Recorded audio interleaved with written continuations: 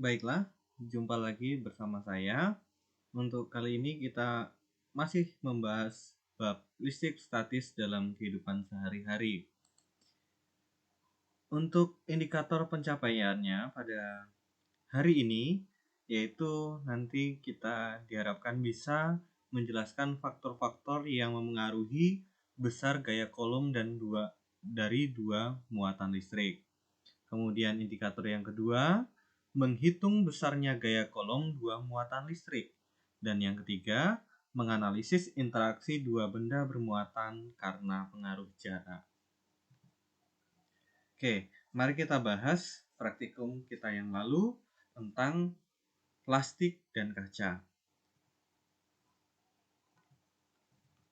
Mendapatkan muatan listrik yang pertama dengan cara menggosokkan kain wol dengan plastik ya. Ini kita anggap enggak plastik, ini kain wol.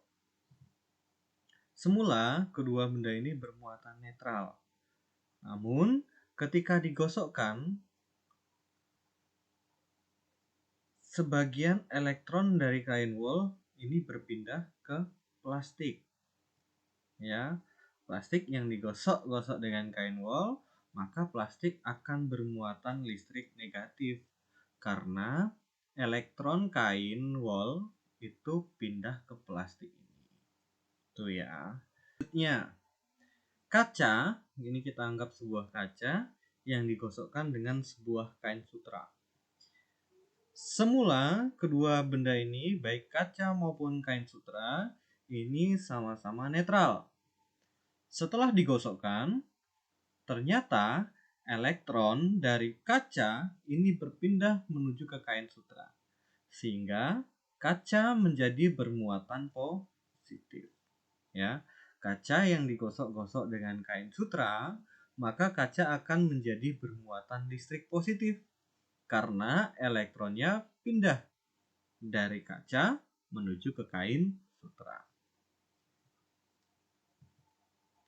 Bagaimana interaksi antara muatan listrik? Apabila kaca dengan kaca didekatkan, maka mereka akan saling tolak-menolak. Karena tadi pada percobaan sebelum ini, kaca yang digosokkan dengan kain sutra menjadi bermuatan listrik positif karena elektronnya berpindah ke kain sutra. Muatan sejenis apabila didekatkan, maka saling tolak-menolak. Oke, kita lanjutkan. Bagaimana interaksi antara plastik yang kita gosokkan dengan kain wol dengan kaca yang kita gosokkan dengan kain sutra? Plastik yang digosokkan dengan kain wol akan bermuatan listrik negatif, sedangkan kaca ini bermuatan listrik positif. Ketika didekatkan, mereka akan saling tarik-menarik. Sehingga bisa kita tarik kesimpulan bahwa muatan yang tidak sejenis bila didekatkan akan saling tarik-menarik. Oke, gitu ya. Ini hasil percobaan yang lalu. Baiklah, kita akan masuk ke materi berikutnya. Ini materi inti kita pada bab ini, yaitu tentang gaya kolom. Oke, hukum kolom. Hukum kolom itu berbunyi gaya yang terjadi antara dua buah benda bermuatan listrik yang berjarak R, ya, yang berjarak R. Nah, itu gaya yang terjadi, gaya tolak antara dua muatan listrik, dua benda yang bermuatan listrik yang berjarak R. Nah, bagaimana? Tentunya ketika muatannya sejenis, dia akan saling tolak-menolak. Sedangkan jika muatannya ini tidak sejenis, maka dia akan saling tarik-menarik. Jika muatannya tidak sejenis, kita sebutnya dengan gaya tarik antar dua muatan. Sedangkan pada benda yang sejenis, gaya tolak antar dua muatan. Itu ya bedanya. Yang ini gaya tolak, yang ini gaya tarik. Besar gaya tarik atau tolak antara muatan itu sebanding dengan besar muatan masing-masing dan berbanding terbalik dengan kuadrat jarak antara kedua muatan. Atau bisa kita tuliskan dengan rumus F sama dengan K dikali Q1 atau muatan pertama dikali Q2 atau muatan yang kedua dibagi R kuadrat. R kuadrat ini adalah R dikali R. Dengan F itu adalah gaya kolom, satuannya Newton. K ini adalah ketetapan ya atau konstanta yang sudah ada, yaitu 9 dikali 10 pangkat 9 Newton meter persegi per kolom kuadrat ya. Untuk Q1 ini adalah muatan benda yang pertama, satuannya kolom. Q2 adalah muatan benda yang kedua, itu juga satuannya kolom. Sedangkan R ini adalah jarak antar dua muatan. Tapi ingat, R-nya adalah R kuadrat, sehingga R dikali R. Selanjutnya contoh soal.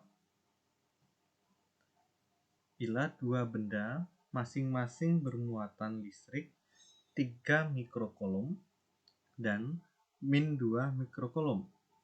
Ya, berarti ini yang pertama bermuatan listrik positif. Sedangkan yang kedua bermuatan listrik negatif. Maka dia akan menghasilkan gaya tarik yang terpisah sejauh 10 cm. Bila ketetapan Coulomb 9 kali 10 pangkat 9 Newton meter persegi per kolom kuadrat, berapakah besar gaya tarik antara kedua muatan? Maka kita gunakan persamaan yang ada pada rumus sebelumnya. F sama dengan K dikali Q1 dikali Q2 dibagi R kuadrat. Ingat ya, untuk catatan, setelah ada soal, buat dulu diketahuinya biar tidak bingung. Setelah dibuat diketahui, ubah semua satuan yang ada ke dalam satuan sistem internasional biar mudah dalam perhitungan. Nah, dengan catatan mikrokolom itu sama dengan 10 pangkat min 6 kolom. Oke. Sentimeter sama dengan 10 pangkat min 2 meter atau 0,01 meter. Perhitungannya 9 kali 10 pangkat 9 Newton per meter persegi per kolom kuadrat dikali 3 kali 10 pangkat min 6 kolom dikali 2 kali 10 pangkat min 6 kolom per 0,01 meter pangkat 2. 0,01 dikali 0,01. Oke, didapat hasil perhitungan 9 kali 10 pangkat 9 dikali 3 kali 10 pangkat min 6 dikali 2 kali 10 pangkat min 6 sama dengan dibagi 0,0001. Dapat dari mana? Ini 0,01 kuadrat. Oke. Untuk F sama dengan 9 kali 10 pangkat 9 kali 3 kali 10 pangkat min 6 kali 2 kali 10 pangkat min 6 dibagi 10 pangkat 4. Didapat 540 Newton. Baiklah, kali ini saya akan membahas cara menghitungnya ya. Misalnya tadi F, kita dapatkan F sama dengan 9 dikali 10 pangkat 9, kemudian ada 3 dikali 10 pangkat min 6 dikali 2 kali 10 pangkat min 6 per 10 pangkat min 4. Oke ya. Maka perhitungannya 9 dikalikan 3 adalah 27. 27 dikalikan 2 lagi, yaitu sehingga hasilnya adalah 54 dikali 10 pangkat 9 dikali 10 pangkat min 6 dikali 10 pangkat min 6 dibagi 10 pangkat min 4. Oke, sama dengan 54 dikali 10 pangkat, kita buka kurung, 9 ditambah minus 6 ditambah minus 6, karena ini dibagi dikurangi minus 4 gitu. Sama dengan 54 dikali 10, 9 ditambah minus 6 berapa? 3 ya, atau 9 dikurangi 6 plus ketemu min jadinya min. 9 dikurangi 6 sama dengan 3. 3 dikurangi 6 sama dengan min 3. Min 3 ini min sama min yaitu plus ya. Oke, saya tuliskan di sini. Ini adalah berapa? 3. Oke. 3 dikurangi 6 ini adalah minus 3. Oke. Minus ditambah minus jadinya adalah plus 4. Min 3 ditambah 4 adalah 1. 10 pangkat 1 itu sama dengan 10. Sehingga hasilnya 540 Newton. Gitu. Oke, baiklah. Sejauh ini apakah ada pertanyaan?